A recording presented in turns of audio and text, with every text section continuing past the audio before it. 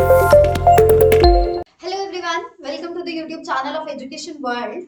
सो start करते हैं आज का सेशन। अगर किसी ने हमारा चैनल सब्सक्राइब नहीं किया तो पहले फटाफट सब्सक्राइब पे क्लिक कर दो, बेल आइकन पे क्लिक कर दो और लास्ट लेक्चर जरूर देखिए। सो स्टार्ट करते हैं आज के MCQs. In which of the following veg jam Trinity can help in the rural development? निम्नलिखित में से किस तरीके से जैम ट्रिनिटी ग्रामीण विकास में मदद कर सकती है? सबसे पहले जान लेते हैं कि जैम ट्रिनिटी क्या है। J for Jandhan account number, A for Aadhaar number और M for mobile number. J for Jandhan account number, A for Aadhaar number जो आइडेंटिफिकेशन माना जाता है इंडिया में, एम फॉर मोबाइल नंबर। अब देखो ये सिस्टम बनाया क्यों गया था? जब 2014-15 का इकोनॉमिक सर्वे हुआ था तो उस टाइम पे कहा गया था कि ऐसा कोई सिस्टम जो है वो सामने आना चाहिए। किसके लिए सामने आना चाहिए? कि गवर्नमेंट की बहुत सारी स्कीम्स है, बहुत सारी पॉलिसीज है जिसमें अलग अलग तरह की रिलैक्सेशन होगी, फैसिलिटीज हो गई, सब्सिडीज जो है वो कॉमन पीपल तक पहुंचाई जाती है। पर क्या वो उसी पर्सन के पास पहुंच रही है जिस पर्सन के लिए वो स्कीम जो है, जो उसका एक्चुअल बेनिफिशियल ऑनर है? इसलिए इन्होंने कहा था कि जैम एक रखते हैं, मतलब अगर पर्सन का जनधन खाता खुला होगा वो अकाउंट आ जाएगा, साथ में उसका आइडेंटिफिकेशन कार्ड जो उसका आधार नंबर होता है वो आ जाएगा, साथ में उसका मोबाइल नंबर आ जाएगा। तो इस सिस्टम से ये इंश्योर किया जा सकता है कि किसी भी तरह की अगर कोई लीकेज है सिस्टम में, सब्सिडीज की सिस्टम में, ये किसी भी सिस्टम में, कि एक्चुअल में गवर्नमेंट के द्वारा जो फायदा दिया जा रहा है वो बेनिफिशियरीज के पास पहुंच रहा है या नहीं पहुंच रहा, उसके लिए ये ट्रिनिटी बनाई गई थी।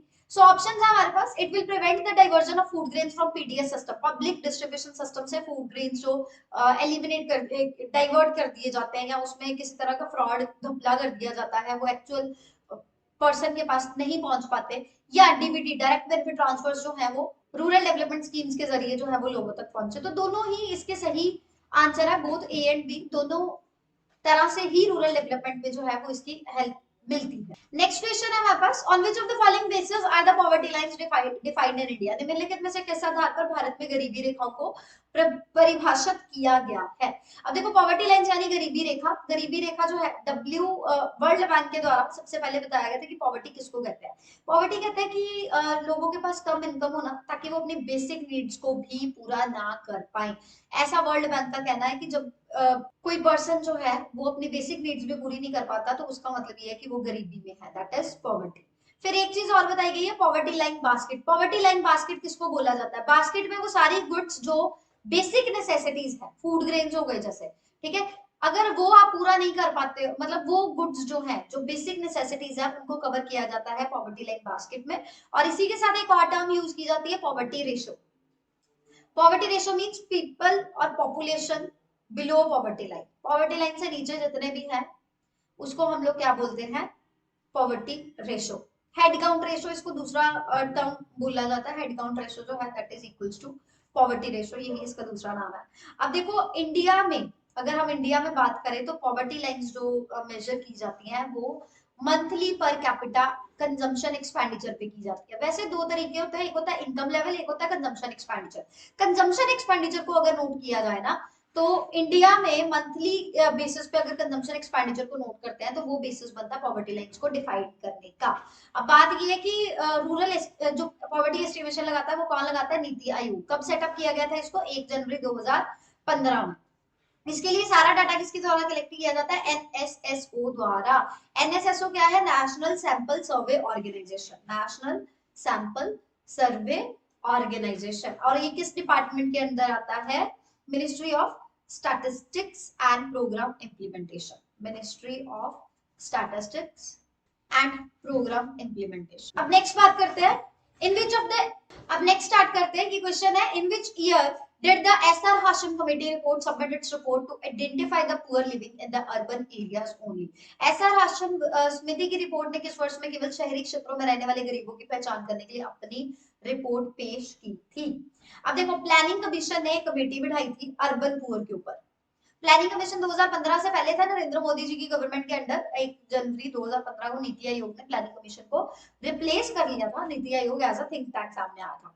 अब प्लानिंग कमीशन ने एक अर्बन पुअर के लिए, अर्बन पुअर पॉवर्टी को स्टडी करने के लिए ना, अर्बन पुअर लिविंग को स्टडी करने के लिए एक एक्सपर्ट कमेटी बिठाई थी जिसका नाम था एसआर हाशिम। कमेटी का नाम हाशिम कमेटी था, पर ये क्योंकि इसके हेड एसआर हाशिम थे तो इसका नाम ही जो है वो एसआर हाशिम बन गया। अब आपको ये पता होना चाहिए कि इसमें जो रिपोर्ट है उसका नाम क्या है, कमेटी किस चीज के ऊपर बैठी थी, ये बैठी थी identification of families living below, ये पूरा नाम आपको पता होना चाहिए, poverty line in urban area, living below poverty line BPL जिसको बोला जाता है in urban area. Urban area में कितने लोग ऐसे हैं, ये कितनी फैमिलीज ऐसी हैं जो बिलो पॉवर्टी लाइन के अंडर हैं। 24 दिसंबर 2012 को ये रिपोर्ट जो है वो सामने आई थी और इन्होंने ये कहा था कि अगर आपको अर्बन एरियाज में बिलो पॉवर्टी लाइन फैमिलीज को आइडेंटिफाई करना है तो उसके 3 एलिमेंट्स होने चाहिए, ये 3 स्टेजेस पे उसकी आइडेंटिफिकेशन होनी चाहिए। पहली आइडेंटिफिकेशन होगी ऑटोमेटिक एक्सक्लूजन, ठीक है, दूसरी आइडेंटिफिकेशन होगी ऑटोमेटिक इंक्लूजन और तीसरी होगी स्कोरिंग इंडेक्स, ठीक है। तो ये रिपोर्ट सामने कब आई थी, 2012 में। तो इसका राइट आंसर क्या है, ऑप्शन नंबर सी। सो एसआर हाशम रिपोर्ट किसके लिए बनाई गई थी, identification of families living below poverty line in the urban areas. और उन्होंने कहा था कि 3 तरीके रहेंगे, 3 स्टेज आइडेंटिफिकेशन करेंगे हम, पहले ऑटोमेटिक एक्सक्लूजन होगा, फिर ऑटोमेटिक इंक्लूजन होगा, फिर स्कोरिंग इंडेक्सेस होंगे। तो 2012 में 24 दिसंबर 2012 को ये जो है वो सामने लाई गई थी। अब अगला क्वेश्चन है, what does A in NSAP stands for. NSAP क्या है, आपको सबको पता होना चाहिए, national social assistance programme. NSAP क्या है, नेशनल सोशल असिस्टेंस प्रोग्राम। अब ए से क्या बना, असिस्टेंस बना, ए फॉर असिस्टेंस, तो इसका राइट आंसर क्या हो गया, ऑप्शन नंबर डी। देखो ये 15 अगस्त को 1995 में बनाया गया था, national social assistance programme, government की, सेंट्रल गवर्नमेंट की एक स्कीम है, मिनिस्ट्री ऑफ रूरल डेवलपमेंट के अंडर आती है, मिनिस्ट्री ऑफ रूरल डेवलपमेंट के अंडर आती है एनएसएपी स्कीम, ठीक है। अब ये देखो इसके 3 कंपोनेंट्स थे, 15 अगस्त 1995 में इसके 3 कंपोनेंट्स थे। पहला कंपोनेंट था national old age pension scheme, national old age pension scheme. कई बार क्वेश्चन ऐसे भी पूछा जा सकता है कि इनमें से कौन से एलिमेंट्स जो है वो एनएसएपी एपी के नहीं है। स्टार्टिंग में 3 थे, अब इस टाइम पे 5 है, उसको भी देखेंगे। नेशनल फैमिली बेनिफिट स्कीम इसका दूसरा कंपोनेंट है और तीसरी जो स्कीम इसमें कवर की गई थी वो थी national maternity benefit scheme, national maternity benefit scheme. अब ये जो नेशनल मैटरनिटी बेनिफिट स्कीम है ना, इसको 1 अप्रैल 2011 में मिनिस्ट्री ऑफ रूरल डेवलपमेंट से निकाल के ministry of health and family welfare में ले जाया गया था, मिनिस्ट्री ऑफ फैमिली वेलफेयर में, हेल्थ एंड फैमिली वेलफेयर में, ठीक है। तो अब रह गई सिर्फ 2, उसके बाद में 3 और ऐड की गई। 1 अप्रैल 2000 में एक स्कीम ऐड की इन्होंने बीच में, वो थी अन्नपूर्णा स्कीम, ठीक है। 2009 फेब में 2 स्कीम्स और ऐड होगी, तो बच गई ऑटोमेटिकली 5। ये इंदिरा गांधी जी के नाम पे थी, Indira Gandhi national window pension scheme. एक ये स्कीम ऐड की गई थी और एक और स्कीम ऐड की गई थी 2009 फेब में, वो थी Indira Gandhi national disability pension scheme, Indira Gandhi national disability pension scheme, ठीक है। सो अभी इस टाइम पे प्रेजेंटली अगर हम कहें 2022 तक कितनी है, तो फिर कौन कौन सी है, national old age pension scheme, national family benefit scheme, Annapurna scheme, Indira Gandhi national window pension scheme या नेशनल डिसेबिलिटी पेंशन स्कीम, ठीक है। अगला क्वेश्चन है, which among the following places is not a site for India's currency note printing press. Printing press की अगर हम बात करें, इंडिया की प्रिंटिंग प्रेस की अगर हम बात करें, तो जहां पे कॉइन्स प्रिंट किए जाते हैं, जहां पे करेंसी पब्लिश की जाती है, तो कौन सी प्लेस उसमें से नहीं है। अब देखो प्रिंटिंग प्रेस अगर हम बात करें ना, प्रिंटिंग प्रेस की, तो इंडिया में 1928 में सबसे पहली बनी थी, वो थी नासिक में, यानी कि महाराष्ट्र, ठीक है, और ये गवर्नमेंट के अंडर। फिर उसके बाद में 1975 में बनी देवास में, ये है मध्य प्रदेश में, ठीक है, ये भी गवर्नमेंट के अंडर है। उसके बाद में एक बनी मैसूर में, यानी कि कर्नाटका, और एक बनी सालबनी में, और वो है वेस्ट बंगाल में, ठीक है। अब ये देखो, ये कर्नाटका और वेस्ट बंगाल वाली जो है ना, ये आरबीआई के अंडर है, ये भी आपको पता होना चाहिए। टोटल 4 प्रिंटिंग प्रेस है इस टाइम पे इंडिया में। सबसे पुरानी है नासिक जो कि महाराष्ट्र में है, फिर उसके बाद में बनी देवास जो कि मध्य प्रदेश में। अब ये जो 2 पहले बनी थी ना, वो गवर्नमेंट के अंडर है, अब जो बनी है वो आरबीआई के अंडर है, मैसूर जो कर्नाटका में, सालबनी जो वेस्ट बंगाल में है। इसके अलावा एक और चीज है, जहाँ पे कॉइन मिंटिंग होती है ना, वो जगह अलग है जहाँ पे कॉइन मिंटिंग होती है। कॉइन मिंटिंग के लिए 4 जो एरियाज है ना, एक है कोलकाता, एक है हैदराबाद, एक है मुंबई और एक है नोएडा, ठीक है। ये याद कर लेना, प्रिंटिंग प्रेस में 4 कौन कौन से हैं, महाराष्ट्र, मध्य प्रदेश, कर्नाटका, वेस्ट बंगाल, यानी कि नासिक, देवास, मैसूर, सालबनी। नासिक देवास गवर्नमेंट के अंडर है, मैसूर और सालबनी आरबीआई के अंडर है। कॉइन मिंटिंग के लिए कोलकाता, हैदराबाद, मुंबई और नोएडा है। अब देखो प्रिंटिंग प्रेस के में क्वेश्चन पूछा गया है, तो ये यहाँ पे कहीं पे भी वो जो है मायसूरू नहीं है ऑप्शन, तो राइट आंसर क्या है? Option number B. Which of the following holds true in the view of falling rupee? अच्छा, अगर करेंसी डी वैल्यू होती है, ठीक है, अगर करेंसी की वैल्यू नीचे जाती है, रुपए की वैल्यू जो है वो कम होती है, तो फिर क्या चीज इसमें से रहती ही रहती है? एक हमारे इम्पोर्ट्स बढ़ते हैं, इम्पोर्ट मतलब हम बाहर वालों से पैसा ज्यादा बाहर वालों से सामान ज्यादा खरीदते हैं। अब देखो अगर ऐसा होगा ना, हमारी करेंसी की वैल्यू कम होगी, सपोज करो कि $1 70 का था, ठीक है, अब $1 अगर कोई देता है ना, तो ये 90 रुपीज हो गया, इसका मतलब हमारी रुपए की वैल्यू कम हो रही है, कम हो रही है। इन दिस केस $1 देके हम 90 रुपए वो कर सकते हैं, क्या कहते हैं, 90 रुपए उसको मिल सकता है इंडियन करेंसी के। अब अगर ऐसे में हम इंपोर्ट्स को इंक्रीज कर लें और आप $10 की कोई चीज मंगा रहे हो, तो आपको कहाँ आपने $700 देना था, कहाँ आपको $900 देना पड़ रहा है, आपको महंगा पड़ रहा है ना? तो उससे इंपोर्ट कभी भी इंक्रीज नहीं होंगे। लोग कहेंगे कि रुपी की करेंसी, रुपी करेंसी जो है उसकी वैल्यू थोड़ी अच्छी हो जाए, फिर हम लोग बाहर से सामान मंगवाएंगे।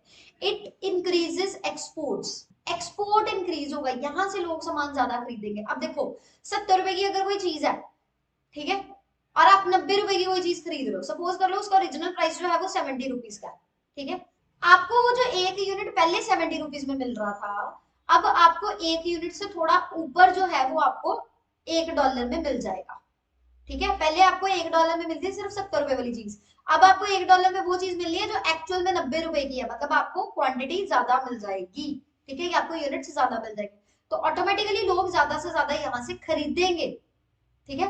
इट इंक्रीज, क्योंकि उनको तो बदले में उतना ही पैसा देना पड़ रहा है जितना एक्चुअली देना को मिलता था, पर उनको वैल्यू ज्यादा मिल रही है, ठीक है। इट इंक्रीजेस एफडीआईज, एफआईआईज या ऑल ऑफ द अबव। अब पॉइंट ये है फॉरेन डायरेक्ट इन्वेस्टमेंट या फॉरेन इंस्टीट्यूशनल इन्वेस्टमेंट इंक्रीज हो जाएंगे, तो इसमें राइट आंसर बनना ऑप्शन नंबर बी, क्योंकि इंपोर्ट तो इंक्रीज नहीं होने, इसीलिए ऑल ऑफ द अबव इसका राइट आंसर नहीं आना।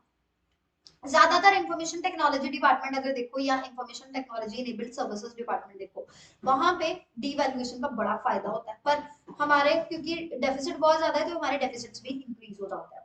नेक्स्ट है public distribution system is operated under the responsibility of, सार्वजनिक वितरण प्रणाली पीडीएस सिस्टम जिसको कहा जाता है, निम्नलिखित की जिम्मेदारी के तहत संचालित की जाती है। किसके अंडर की आती है? सेंट्रल गवर्नमेंट के अंडर आती है, स्टेट गवर्नमेंट के अंदर आती है? ऑप्शन बताना कौन सा ठीक है, पहला, दूसरा, दोनों या कोई भी नहीं। अब देखो दोनों के अंडर आती है, किस तरह से अंडर आती है? जो फूड कॉर्पोरेशन ऑफ इंडिया ना, वो पीडीएस सिस्टम को देखता है।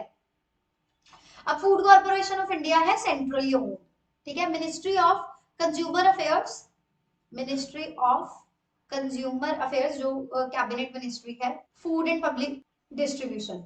देखो व्हाट इज दिस, ये क्या है? Ministry of consumer affair, food and public distribution, ये एक मिनिस्ट्री है जिसके अंडर पीडीएस सिस्टम आता है। फूड कॉर्पोरेशन ऑफ इंडिया इसको देखता है।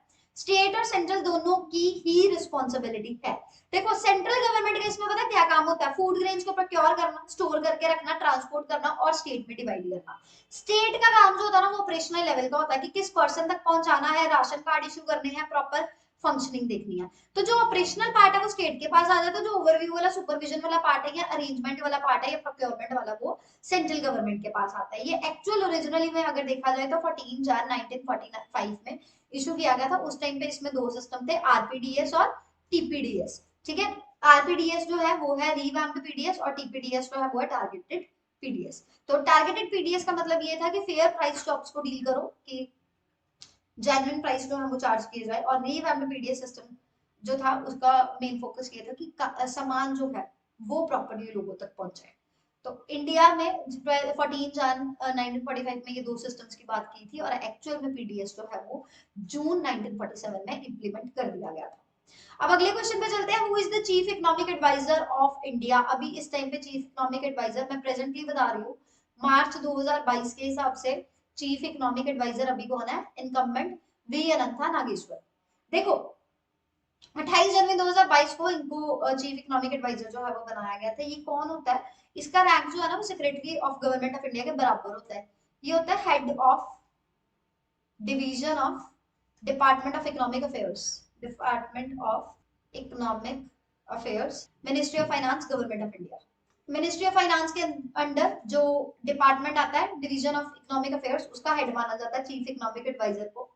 सबसे पहले हमारे चीफ इकोनॉमिक एडवाइजर जो थे वो 1956 से लेके 1961 तक उन्होंने अपना कार्यभार संभाला था, और सबसे पहले जो थे आजाद भारत के जो सबसे पहले थे उनका नाम है जे अंजारिया। ठीक है, नेक्स्ट चलते हैं, who operated the national disaster response fund, राष्ट्रीय आपदा प्रतिक्रिया कोष का संचालन जो है वो कौन करता है? Prime minister, union of home affairs, union minister of parliamentary affairs, या union ministry of environment and forest. Union minister of home affairs जो है वो नेशनल डिजास्टर रिस्पांस फंड को डील करते हैं। पहले इसको नेशनल कैलेमिटी कंटिजेंसी फंड भी कहा जाता था, नेशनल कैलेमिटी कंटिजेंसी फंड इसका पुराना नाम है, अब इसको आजकल बोला जाता है नेशनल डिजास्टर रिस्पांस फंड। क्यों बनाया जाता है? सेंट्रल गवर्नमेंट के द्वारा ये फंड मैनेज किया जाता है, union minister of home affairs जिसको ऑपरेट करते हैं। क्यों करते हैं कि अगर किसी तरह की डिजास्टर जो है, अगर किसी तरह की आपदा जो है वो नेशनल कैलेमिटी जो है वो कंट्री में फेस की जाती है, तो उस एरिया को जो हेल्प प्रोवाइड करनी है वो इस फंड में से प्रोवाइड की जाती है। 11th फाइनेंस कमीशन के बाद इसका नाम जो है वो नेशनल डिजास्टर फंड कर दिया गया था। पहले ये जो है वो डिजास्टर मैनेजमेंट एक्ट 2005 में पास किया गया था, उसका आर्टिकल है, सेक्शन है 46, उसके अंडर इसको कवर किया जाता है, और गवर्नमेंट ऑफ इंडिया के पब्लिक अकाउंट में इसका सारा अमाउंट जो है वो शो किया जाता है। अब इस रिस्पांस फंड को हमेशा ऑडिट करना पड़ता है। ऑडिट कौन करता है? आपको पता है कि ऑडिटिंग जो है वो सारे गवर्नमेंट एंटरप्राइजेस की जाती है कैग के द्वारा, controller and audit general of India, ये भी याद करो, controller and audit general of India. ठीक है, और अभी इसके हेडक्वार्टर्स जो है वो कहां पे है? न्यू दिल्ली में। तो सारा आपको पता लग गया। नेशनल डिजास्टर रिस्पांस फंड जो है वो union minister of home affairs के अंडर आता है। नेशनल कैलेमिटी कंटिजेंसी फंड इसका पहले नाम था, 11वें कमीशन के बाद इसका नाम जो है वो नेशनल डिजास्टर रिस्पांस फंड बन गया। Controller audit general of India जो है वो इसको ऑडिट करते हैं, हेडक्वार्टर इसके न्यू दिल्ली में है। डिजास्टर मैनेजमेंट एक्ट के सेक्शन 46 के अंदर इसको बनाया गया। नेक्स्ट क्वेश्चन है, सरफाइसी में एफ का अर्थ क्या है? What does F in SARFAESI stands for? SARFAESI का मतलब क्या है? That is S for securitisation and R for reconstruction of financial assets and enforcement of Security Interest Act 2002। 2002 ये इसकी पूरी फुल फॉर्म है, securitisation and reconstruction of financial assets and enforcement of security interest act 2002। इसका काम क्या था? काम ये था कि जो किस तरह से कमर्शियल प्रॉपर्टीज, देखो नॉन परफॉर्मिंग एसेट्स क्या होते हैं मैं आपको पहले वो बताती हूँ। नॉन परफॉर्मिंग एसेट होते हैं बैंक जितना भी लोन देता है ना, अगर उसके ऊपर इंटरेस्ट वापस ना आ रहा हो या उसका प्रिंसिपल अमाउंट वापस ना आ रहा हो, 1 साल से ऊपर हो जाए, तो बैंक उसको क्लासिफाई करता है, ये सब स्टैंडर्ड है, ये स्टैंडर्ड है, ये डाउटफुल है, ये लॉस एसेट है, उनको नॉन परफॉर्मिंग एसेट कहते हैं जिसके ऊपर पैसा वापस नहीं आता। ठीक है, जैसे विजय माल्या के ने जितने लोन लिए उस पे पैसा वापस नहीं आया, तो उसके लिए एक्ट बनाया गया, securitisation and reconstruction of financial asset and enforcement of security interest act 2002। अब इसमें एफ जो है उसका मतलब क्या है? अब यहाँ से आपको खुद ही पता लग गया, फाइनेंशियल, तो सी आंसर इसका राइट आंसर है। एनपीएस जो है बना रहे हैं उनको किस तरह से रिकवर करना, पूरे इंडिया में ये एक्ट जो है वो लगता है, लागू होता है, including the union territories of J and Ladakh, Leh Ladakh. अगला क्वेश्चन है एनएसएसओ, जिसकी फुल फॉर्म मैंने आपको पहले भी बताया, national sample survey organisation. Estimates are done on the basis of, किस बेसिस पे इसके एस्टिमेशंस किए जाते हैं? Household consumer expenditure survey या scalar value of consumption of the nation आज फूड। अब ऐसा है कि जो एनएसएस है ना, यानी नेशनल सैंपल सर्वे ऑर्गेनाइजेशन, उनके एक क्राइटेरिया ये भी होता है हाउस होल्ड कंजम्पशन एक्सपेंडिचर सर्वे, और एक होता है एनएएस, that is national account statistics, national accounts statistics. और इनका जो एस्टिमेशन होता है ना वो होता है scalar value of consumption for the nation आज द होल, इसके बेसिस पर। अब दोनों जो है ये मिलके क्या करते हैं? एनएसएसओ के एस्टिमेट्स का पार्ट बनता है, तो इसका राइट आंसर है option number C. Next is which of the following statement correctly defines the term MMRP? MMRP की अगर आपको कोई फुल फॉर्म पूछे तो वो यहाँ पे लिखी हुई है, क्या है? मॉडिफाइड मिक्स्ड रिकॉल पीरियड, जिसको कहा जाता है संशोधित मिश्रित अवधि। देखो ऑप्शंस है, it measures the consumption across 30 day recall period for all the items. पहले मैं ये बता देती हूँ कि एमएमआरपी होता क्या है। एमएमआरपी जो है इसको यूआरपी पहले बोला जाता था 1993 1994 तक, ठीक है, पर 1999 में 1993 1994 में यूआरपी के नाम से ये सामने आया था। 1999 और 2000 में इसका नाम जो है वो एमएमआरपी कर दिया गया। एनएसएसओ उसको डेवलप करता है, यानी नेशनल सैंपल सर्वे ऑर्गेनाइजेशन। अब इसका मतलब क्या है? इसमें ना 5 आइटम्स नोट की गई। एक बेसिक क्लोथिंग, सेकंड फुटवेयर, तीसरा ड्यूरेबल्स, चौथा एजुकेशन और पांचवा इंस्टीट्यूशनल हेल्थ। ये आपने याद करना है कि 5 एलिमेंट्स इसके कौन कौन से थे। ठीक है, पूछा जा सकता है क्वेश्चन कि इसमें 5 एलिमेंट्स जो है इनको लो फ्रीक्वेंसी आइटम बोला गया, 5 लो फ्रीक्वेंसी आइटम इसको बोला गया। ये पांचों की पांचों आइटम्स आपने याद करनी है जो इसमें कवर की गई है, किसमें, एमएमआरपी में। ठीक है, तो मतलब इसका ये था कि ये 5 चीजें जो है वो बेसिकली लोगों के पास होनी चाहिए। अब इसने कहा है it measures the consumption across 30 day recall period for all the items. All items नहीं आती। It measures consumption expenditure data collected using 365 recall for 5 non food items. Non food items नहीं है। It and 30 recall period for remaining items, ये चीज नहीं है। It measures consumption expenditure from the households using the recall period of 365 days of all the items excluding clothing, footwear, education। नहीं, ये 5 चीजें तो हैं, तो ये तीसरा ऑप्शन भी गलत है। राइट आंसर है option number D, none of the above. ये कोई भी आइटम जो है वो इससे मैच नहीं करती है। इसमें ये देखा जाता है एमएमआरपी में ये देखा जाता है कि ये जो 5 लो फ्रीक्वेंसी आइटम्स है इनका कंजम्पशन किस तरह से चल रहा है।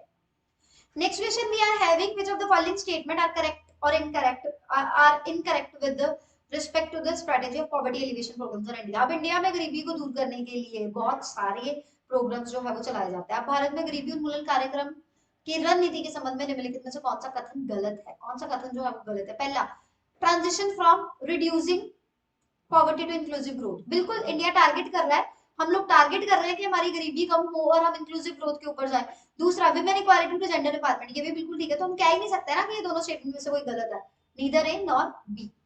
नेक्स्ट है, which one of the earliest estimations of poverty was done by Dadabhai Naoroji. Dadabhai Naoroji के द्वारा जो है वो कौन सा एस्टिमेशन जो है वो किया गया था? अब देखो, अब आजाद भारत की पहले की बात करते हैं।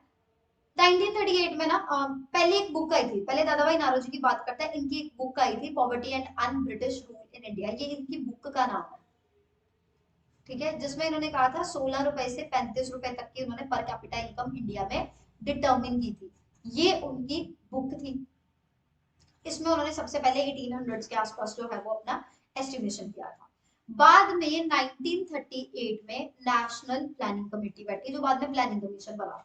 ठीक है, नेशनल प्लानिंग कमेटी, इन्होंने डिटर्मिन किया कि इंडिया में अभी इस टाइम पे 20 रुपए प्रति माह जो है वो पर कैपिटा इनकम है। ठीक है, सुभाष चंद्र बोस के द्वारा ये कमेटी बिठाई गई थी और उस टाइम पे हमारे जो चेयरमैन थे वो थे जवाहरलाल नेहरू। इस कमेटी के चेयरमैन जवाहरलाल नेहरू थे, सेटअप की सुभाष चंद्र बोस ने। ठीक है, फिर उसके बाद में 1944 में बॉम्बे प्लान आया। यहाँ पे ऑप्शन दिए हो इसलिए मैंने बताया।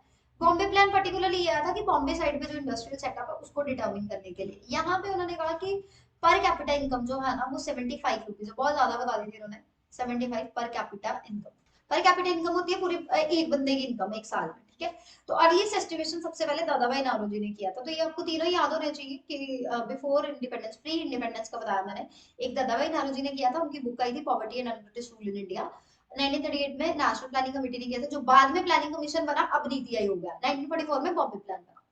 नेक्स्ट क्वेश्चन है, which of the following statement are true about the social audit. Social audit किसको बोला जाता है? सोशल ऑडिट में ये देखा जाता है जितनी भी इंडस्ट्रीज इंडिया में है वो जो प्रोडक्शन कर रही है उनके जो ऑपरेशंस है, मैन्युफैक्चरिंग ऑपरेशंस है, ट्रेडिंग ऑपरेशंस है, मार्केटिंग ऑपरेशंस है, एनी काइंड ऑफ ऑपरेशन, उसका एनवायरनमेंट पे क्या इंपैक्ट है। पहला पॉइंट ये। दूसरा, ट्रांसपेरेंसी से चलते हैं कि नहीं, यानी अपने इन्वेस्टर्स को प्रॉपर इंफॉर्मेशन गाइड करते हैं या नहीं। तीसरा, अकाउंटिंग और फाइनेंशियल ट्रांसपेरेंसी है या नहीं। चौथा, कम्युनिटी डेवलपमेंट के लिए क्या काम करते हैं। जैसे रतन टाटा का नाम बहुत ज्यादा लिया जाता है कि वो सोशल वेलफेयर के लिए बहुत ज्यादा काम करते हैं। चैरिटेबल गिविंग कैसा है, या एम्प्लॉइज की वॉलंटरीली एक्टिविटी कैसी है, ये चीजें जो देखी जाती है ना, ये सोशल ऑडिट होती है। वैसे अगर देखा जाए तो सोशल ऑडिट को सबसे पहली टर्म जो है ना, सबसे पहले किसने किया था? John Fry. ये दोनों पर्संस का नाम याद कर लो, जॉन फ्राई एंड अल्ला रेस्लर। ठीक है, इन दोनों ने सबसे पहले सोशल ऑडिट कंडक्ट किया था। अब इसमें ऑप्शंस दिए गए हैं हमें। Social audit is mandated by the parliamentary law in all the centrally sponsored schemes. क्या CAG is measured to provide the legal assistance to PRIs to conducting the social audit. अब देखो social audit mandated नहीं है पहली बात, और दूसरा CAG is measured to provide the legal assistance, ऐसा भी कुछ नहीं है, तो दोनों ऑप्शंस गलत है। Which of the following are the rule of microfinance in rural development? Rural development में माइक्रो फाइनेंस का क्या रूल है? विमेन्स पार्टिसिपेशन को इंक्रीज करना, decision making power in women's में बढ़ाना, या हाउसिंग और बेसिक अमेनिटीज की प्रॉब्लम को सॉल्व करना, या ऑल ऑफ द अबव। तो right answer all of the above. ये तो बड़ा बेसिक आंसर है, पता ही लग जाता देख के। Consider the following statement with respect to the unemployment in India and choose who among the following is placed in the category of labour force. Labour force के अंदर कौन सी कैटेगरी जो है उसको रखा जाएगा। बेसिकली क्या पूछा जा रहा है, बेसिकली ये पूछा जा रहा है कि लेबर फोर्स क्या होती है। ठीक है, लेबर फोर्स का मतलब क्या है, लेबर फोर्स में हम उन लोगों को इंक्लूड करते हैं जो काम करने के लायक भी हैं और जो काम कर भी रहे हैं। ठीक है, दैट इज लेबर फोर्स। ठीक है, जो who are able to do the work, वो लेबर फोर्स में आ जाता है। ठीक है, अगर उनको काम मिल जाए तो एम्प्लॉयमेंट है, नहीं काम मिले तो अनएम्प्लॉयमेंट है। अब देखो, लेबर फोर्स पार्टिसिपेशन अगर आपने डिटरमिन करनी हो ना, तो उसका एक फॉर्मूला है लेबर फोर्स पार्टिसिपेशन का। वो है लेबर फोर्स मतलब कितने लोग हैं जो काम कर सकते हैं, divided by civilian non institutional participation population, non institutional population multiply by 100। ठीक है, सो हमें ऑप्शन क्या दिए गए हैं। पहला, पर्सन हु इज वर्किंग और being engaged in economic activity that is work. A person who is not engaged in economic activity, neither making tangible efforts to seek work and being available for work if the work is available। या दोनों में से कोई भी नहीं, तो दोनों ही जो है वो लेबर फोर्स के अंडर आते हैं। या तो वो काम कर रहा हो तो भी है, अगर वो नहीं इकोनॉमिक एक्टिविटी कर रहा पर वो काम कर सकता है तो भी वो लेबर फोर्स है। Next question is which of the following are included in India's external debt. External debt क्या होता है, एक्सटर्नल डेट वो डेट होता है जिसमें कोई भी कंट्री जो है वो बाहर वाले ऑर्गेनाइजेशन से या दूसरी इकोनॉमी से जो है वो लोन लेती है, उसको क्या बोला जाता है। अब इसमें कमर्शियल बोरिंग्स आते हैं, रुपी डोमिनेटेड बाय एनआरआई डिपॉजिट्स, या दोनों चीजें आएंगी, या दोनों में से कोई भी नहीं आएगा। देखो, बाहर से अगर बाहर वाली कंट्री से खरीदा तो भी आएगा, रुपी डोमिनेटेड बाय एनआरआई डिपॉजिट्स भी आएगा, दोनों ऑप्शन राइट है।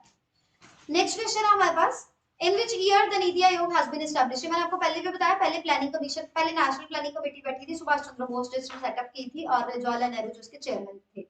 बाद में बना प्लानिंग कमीशन, 5 ईयर प्लान उनके अकॉर्डिंग चलते थे। फिर उसके बाद में 1 जनवरी 2015 में नीति आयोग ने उसको रिप्लेस किया था। तो right answer is option number D. उस टाइम पे हमारे प्रधानमंत्री थे नरेंद्र मोदी जी, और अब भी हैं।